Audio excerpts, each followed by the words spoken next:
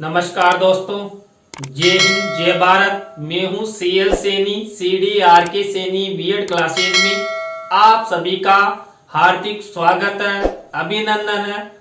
दोस्तों, हमारे इस चैनल के माध्यम से आप सभी के लिए पाठ योजना निर्माण कार्यक्रम चलाया जा रहा है, जिसके अंतर्गत आप द्वारा हमें लेसन प्लान के टॉपिक सेंड किए जाते हैं और हमारे द्वारा अंडर 10 डेज में उन्हें बनाकर हमारे चैनल पर अपलोड करने का प्रयास किया जाता है। दोस्तों, आज की लाइव क्लास के अंतर्गत हम भूगोल पाठ योजना क्रमांक 15 के अंतर्गत खनिजों के प्रकार, देखिए खनिजों के 3 प्रकार हैं, उनके बारे में आपको पाठ योजना का निर्माण करना बताएंगे कि आप ज्योग्राफी के अंतर्गत खनिजों के प्रकार पर किस तरह प्रस्तावना के प्रश्न बनाएंगे, किस तरह विकासात्मक प्रश्न बनाएंगे, किस तरह बोध प्रश्न बनाएंगे, किस तरह पुनरावृत्ति प्रश्न और मूल्यांकन प्रश्नों का निर्माण करते हुए आप संपूर्ण पाठ योजना का अच्छा निर्माण एवं प्रस्तुतिकरण किस तरह कर सकते हैं, तो इन सब के बारे में आप सबको बताया जाएगा। तो आप सब बने रहें हमारे साथ, हमारे इस चैनल के साथ। दोस्तों, जब हम ज्योग्राफी का लेसन प्लान बनाते हैं तो सबसे पहले श्यामपट्ट पूर्ति का निर्माण करते हैं। श्यामपट्ट पूर्ति के अंतर्गत हम सबसे पहले विद्यालय का नाम, कक्षा, दिनांक, विषय, कालांश, कालांश का समय, देखिए ये सब श्यामपट्ट पूर्ति आपकी दैनिक पाठ योजना डायरी में रहती है और आप सबको बीच सेंटर में आपके मुख्य प्रकरण का नाम लिखना है। दोस्तों, आपके मुख्य प्रकरण को आपको अंडरलाइन करना है, इन्वर्टेड कॉमास में जरूर बंद करना है।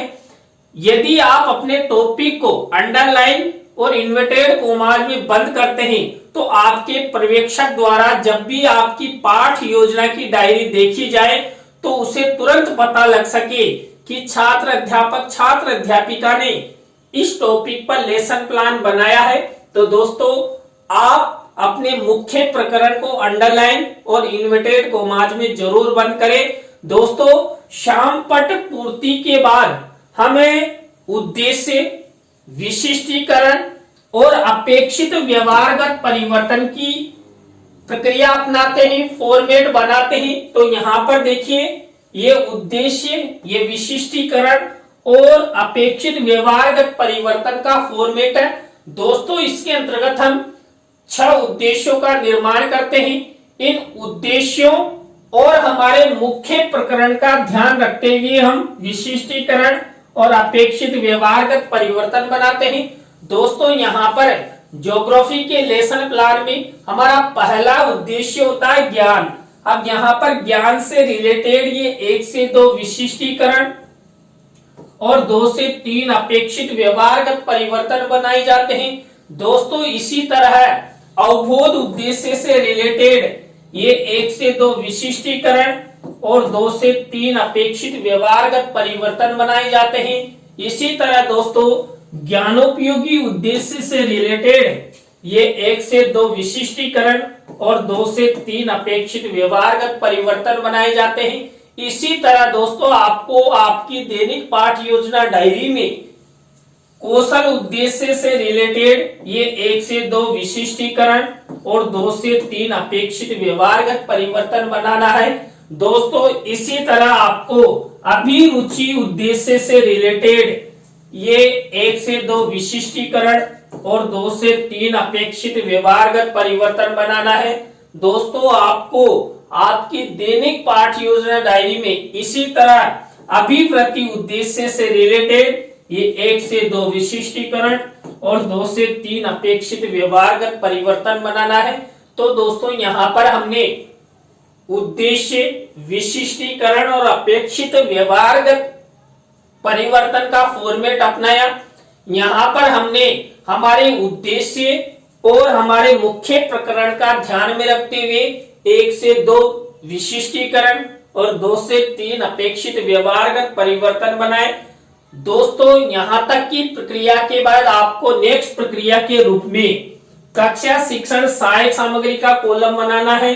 कक्षा शिक्षण सहायक सामग्री दो प्रकार की होती है, सामान्य और विशिष्ट।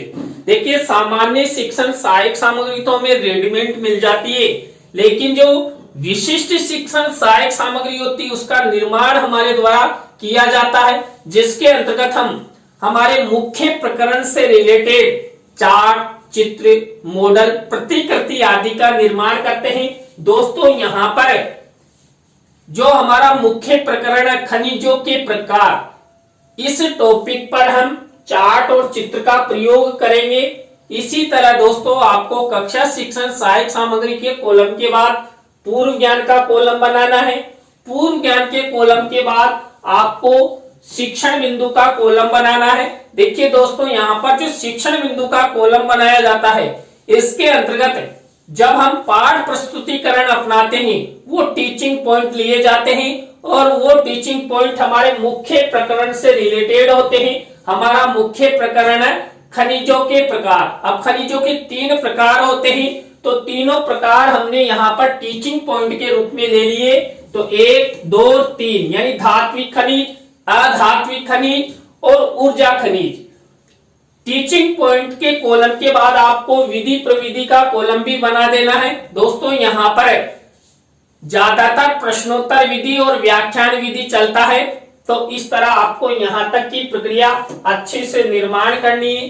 अच्छे से जितना आप उद्देश्य, विशिष्टीकरण और अपेक्षित व्यवहारगत परिवर्तन बनाएंगे, आपका लेसन प्लान भी उतना ही अच्छा बनेगा। इसके बाद हमारी मुख्य पाठ योजना शुरू होती है। हमारी मुख्य पाठ योजना का पहला स्टेप, पहला चरण, पहला शिक्षण बिंदु होता है प्रस्तावना। देखिए प्रस्तावना को हम उत्प्रेरणात्मक उपक्रम भी कहते हैं। दोस्तों इसके अंतर्गत हम 3 से 5 प्रस्तावना के प्रश्न बनाते हैं। प्रश्नों में तारतम्यता होती है, जिग जैग होता है, उत्तरों से ही प्रश्न बनाए जाते हैं। दोस्तों यहाँ पर ऐसे प्रश्न बनाए जाते हैं जिनका उत्तर छात्र छात्रा आसानी से दे सके, छात्रों के पूर्व ज्ञान पर आधारित हो, संक्षिप्त हो, सरल हो, छात्र छात्राओं के ज्ञान को बढ़ाने वाले हो। तो दोस्तों यहाँ पर खनिजों के प्रकार, इस मुख्य प्रकरण पर मैंने एक प्रस्तावना के प्रश्न कैसे बनाए। पहला प्रश्न देखिए, मानव कौन से ग्रह पर निवास करता है? तो पृथ्वी पर। अब इसी उत्तर से हमारा नेक्स्ट प्रश्न बनना चाहिए, तो बना हुआ है, पृथ्वी पर स्थित जल सबसे अधिक किस रूप में विद्यमान है? देखिए जो हमारी पृथ्वी पर जल स्थित है, ये महासागरीय जल के रूप में पृथ्वी पर विस्तृत रूप से व्याप्त है।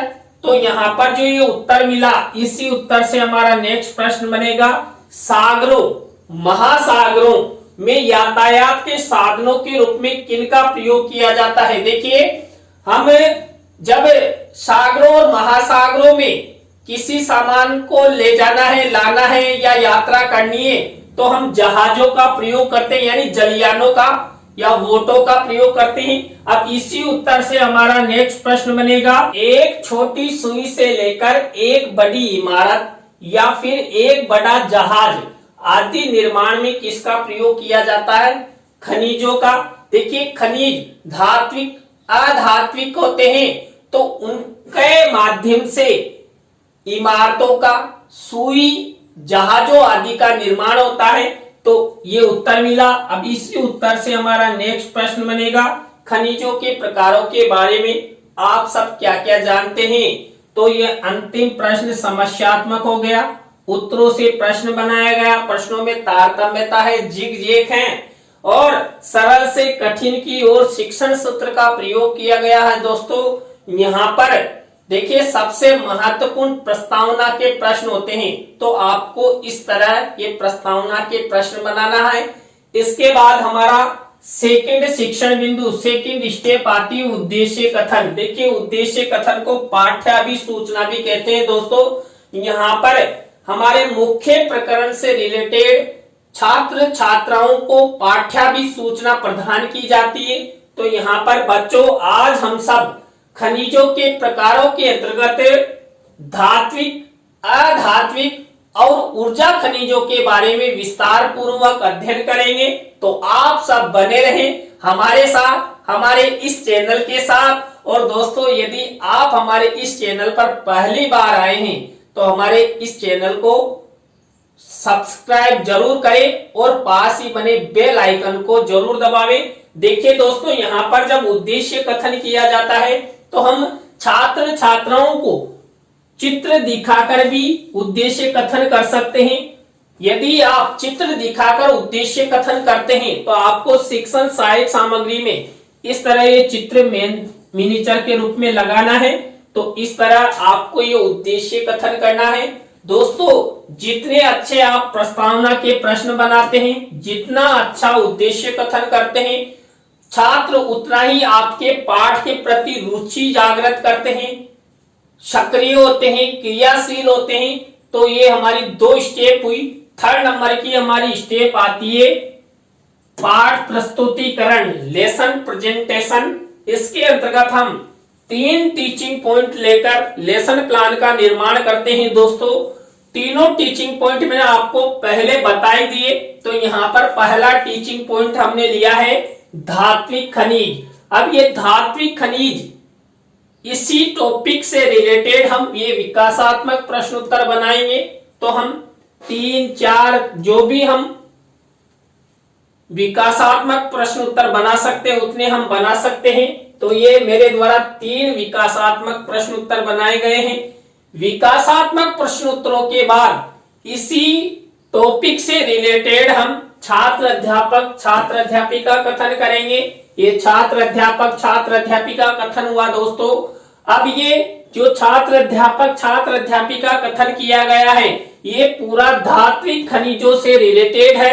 अब इसी छात्र अध्यापक छात्र अध्यापिका कथन से रिलेटेड कोई मुख्य शब्द है, सेंटेंस है या परिभाषा है जिसको हम श्याम पट के माध्यम से अच्छे से छात्र छात्राओं को समझाना चाहते हैं तो आपको आपकी दैनिक पाठ योजना डायरी में इस तरह का कॉलम बनाना है और यहाँ पर आपको क्या करना है, ब्लैक शीट का निर्माण करना है और सिल्वर कलर के पेन से इस तरह ये शब्द सेंटेंस आदि लिख देने हैं। तो और दोस्तों, इसी छात्र अध्यापक छात्र अध्यापिका कथन से रिलेटेड हम शिक्षण सहायक सामग्री में चित्र मिनिएचर के रूप में लगाते हैं। दोस्तों, ये धात्विक खनिजों से रिलेटेड चित्र है। यहाँ पर सोना और चांदी दोनों का चित्र लगाया गया है। तो इस तरह ये छात्र अध्यापक छात्र अध्यापिका कथन हुआ। इसी छात्र अध्यापक छात्र अध्यापिका कथन से रिलेटेड हम बोध प्रश्न उत्तर बनाते हैं। तो ये दोस्तों, ये बोध प्रश्न उत्तर हम 3 से 5 बोध प्रश्न उत्तर बनाते हैं। जितनी विषय वस्तु हम छात्र अध्यापक छात्र अध्यापिका कथन में लेते हैं उसके हिसाब से बोध प्रश्न बनाए जाते हैं। तो दोस्तों, हमारा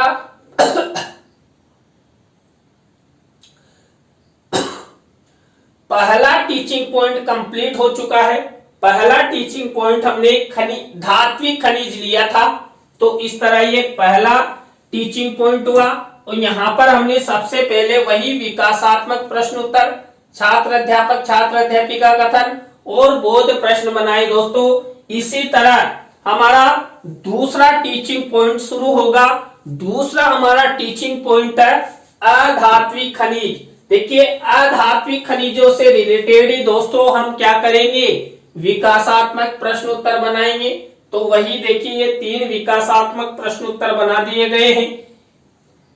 इन्हीं विकासात्मक प्रश्न उत्तरों के बाद हम अधात्विक खनिजों से रिलेटेड छात्र अध्यापक छात्र अध्यापिका कथन करते हैं। तो ये अधात्विक खनिजों से रिलेटेड छात्र अध्यापक छात्र अध्यापिका कथन हुआ। इसी छात्र अध्यापक छात्र अध्यापिका कथन से रिलेटेड हम श्यामपट्ट कार्य वाले कॉलम में ब्लैक शीट का निर्माण करते हुए ये सिल्वर कलर के पेन से ये मिनिएचर बनाते हैं। दोस्तों, अब इसी टीचिंग पॉइंट से रिलेटेड हम शिक्षण सहायक सामग्री में चित्र मिनिएचर के रूप में लगाते हैं। दोस्तों, ये अधात्विक खनिजों से रिलेटेड चित्र मिनिएचर के रूप में लगाया गया है। तो दोस्तों, ये हमारा छात्र अध्यापक छात्र अध्यापिका कथन हुआ। इसी छात्र अध्यापक छात्र अध्यापिका कथन से रिलेटेड यहाँ पर बोध प्रश्न उत्तर बनाए जाएंगे। तो दोस्तों इस तरह आपको ये बोध प्रश्न उत्तर बनाने हैं। तो दोस्तों इस तरह 2 टीचिंग पॉइंट हमारे कंप्लीट हुए और यहां पर हमने वही प्रक्रिया अपनाई। सबसे पहले विकासात्मक प्रश्न उत्तर, छात्र अध्यापक छात्र अध्यापिका कथन और बोध प्रश्न। इसके बाद हमारा 3rd नंबर का टीचिंग पॉइंट शुरू होता है। 3rd नंबर का टीचिंग पॉइंट हमारा ऊर्जा खनिज। देखिए दोस्तों यहां पर ऊर्जा खनिज, इस टीचिंग पॉइंट से रिलेटेड विकासात्मक प्रश्न उत्तर बनाए जाएंगे। ये 3 विकासात्मक प्रश्न उत्तर मेरे द्वारा बनाए गए हैं। इसके बाद ऊर्जा खनिज से रिलेटेड ही छात्र अध्यापक छात्र अध्यापिका कथन किया जाएगा। इसी छात्र अध्यापिका कथन से रिलेटेड श्यामपट्ट कार्य वाले कॉलम में मुख्य शब्द सेंटेंस लिखे जाएंगे। तो इसी छात्र अध्यापिका कथन से रिलेटेड चित्र भी शिक्षण सहायक सामग्री के कॉलम में मिनीचर के रूप में लगाया जाएगा। तो दोस्तों ये छात्र अध्यापिका कथन वाला चरण हुआ। इसके बाद इसी से रिलेटेड हम बोध प्रश्न उत्तर बनाते हैं। तो ये 3 से 5 बोध प्रश्न उत्तर हमारे द्वारा बनाए जाते हैं दोस्तों। तो इस तरह हमने यहाँ पर ज्योग्राफी लेसन प्लान के अंतर्गत जो हमारा मुख्य प्रकरण था खनिजों के प्रकार, इस मुख्य प्रकरण से रिलेटेड 3 टीचिंग पॉइंट लेकर लेसन प्लान का निर्माण किया। इसके अंतर्गत हमने सबसे पहले विकासात्मक प्रश्न उत्तर, छात्र अध्यापिका कथन और बोध प्रश्न बनाए। दोस्तों इसके बाद हमारी नेक्स्ट स्टेप आती है पुनरावृत्ति प्रश्नों की। देखिए पुनरावृत्ति प्रश्न कहां से बनाए जाते हैं दोस्तों। जो हमने 3 टीचिंग पॉइंट लिए थे, किससे रिलेटेड, खनिजों के प्रकारों से रिलेटेड, उनमें से ही ये पुनरावृत्ति प्रश्न बनाए जाते हैं। हम 5 पुनरावृत्ति प्रश्न बनाते हैं। तो इस तरह पुनरावृत्ति प्रश्न हमारे द्वारा बनाए गए हैं दोस्तों। इसके बाद हम नेक्स्ट स्टेप अपनाते हैं मूल्यांकन प्रश्नों की। दोस्तों मूल्यांकन प्रश्नों की स्टेप में मैंने आपको कई बार बता दिया है। हम 3 तरह के प्रश्न लेते हैं, वस्तुनिष्ठ प्रश्न, रिक्त स्थानों से रिलेटेड, सत्य असत्य से रिलेटेड या लघुत्रात्मक अति लघुत्रात्मक से रिलेटेड, और सब में 2-2 प्रश्न ले लेते हैं, यानी कुल मिलाकर 6 प्रश्न लिए जाते हैं। और दोस्तों जब आपका फाइनल लेसन होता है ना, तब ये मूल्यांकन प्रश्न आपको आपके लपेट श्यामफलक पर लिखने होते हैं। वहां पर लपेट श्यामफलक के एक साइड में आपको ये मूल्यांकन प्रश्न लिखने हैं और दूसरी साइड में आपको गृह कार्य का क्वेश्चंस लिखना है। तो इस तरह देखिए गृह कार्य की हमारी अंतिम स्टेप भी होती है। इसके अंतर्गत हम श्यामपट्ट कार्य वाले कॉलम में ब्लैक शीट का निर्माण करते हैं सिल्वर कलर के पेन से 1 से 2 निबंधात्मक प्रश्न छात्र छात्राओं को होमवर्क के लिए दे देते हैं। दोस्तों यहां पर ये ज्योग्राफी के अंतर्गत हमने खनिजों के प्रकार पर इस तरह 3 टीचिंग पॉइंट लेकर लेसन प्लान बनाना आपको बताया। आप किसी भी टॉपिक पर इसी तरह इसी फॉर्मेट का इसी प्रक्रिया का सहारा लेते हुए लेसन प्लान बना सकते हैं। तो दोस्तों आज की लाइव क्लास के अंतर्गत हमने भूगोल पाठ योजना क्रमांक 15 के अंतर्गत खनिजों के प्रकार इस मुख्य प्रकरण को लेते हुए आपको पाठ योजना का निर्माण करना बताया। आज की पाठ योजना की लाइव क्लास आपको कैसी लगी कमेंट्स में हमें जरूर बताएं। अच्छी लगी हो तो लाइक करें, कमेंट्स करें और शेयर जरूर करें दोस्तों। और देखिए ये टॉपिक आपके फाइनल लेसन हेतु भी बहुत अच्छा टॉपिक है, आप इस पर अच्छा प्रेजेंटेशन दे सकते हैं। दोस्तों न्यू लेसन प्लान की लाइव क्लास के साथ हम आपसे फिर मिलेंगे CDRK सैनी B.Ed क्लासेस पर। जय हिंद, जय भारत, राम राम।